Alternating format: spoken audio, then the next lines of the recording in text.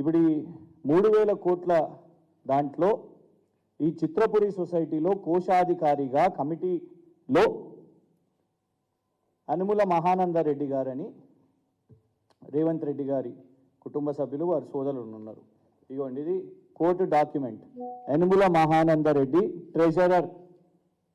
Treasurer of cine workers society. ముఖ్యమంత్రి గారి కార్యాలయం నుంచి ఏమంటారంటే అసలు ఇక సంబంధమే లేదు, మాకు ఆయన ఎవరో తెలియదు, మేము ఆయన ఎప్పుడూ చూడలేదు అనేసి వారిది వాదన.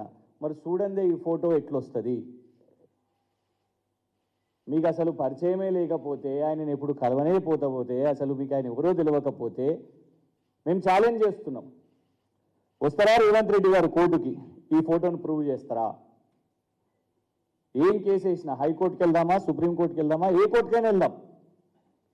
This is Yanumala Mahananda Reddy, treasurer of, మీ కాంగ్రెస్ నాయకులు చెప్తున్నట్టే 3000 కోట్ల చిత్రపురి సొసైటీలో భూదందాలు చేస్తున్న దానికి కోశాధికారి అయిన యనుమల మహానందరెడ్డి గారితో యనుమల రేవంత్ రెడ్డి గారు కనిపిస్తున్నారు మీకు ఈ చిత్రపటంలో.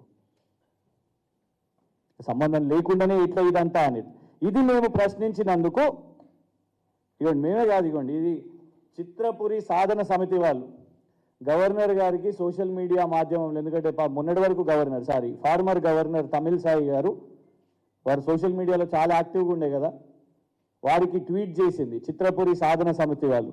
3000 కోట్ల కుంభకోణం చిత్రపురిలో ఉంది, ఫలానా కేసులు కూడా మేము చిత్రపురి సొసైటీ మీద మేము కేసులు వేసినామని ఆ సెక్షన్స్ కూడా ఇందులో మీకు మెన్షన్ చేసి ఉన్నాయి.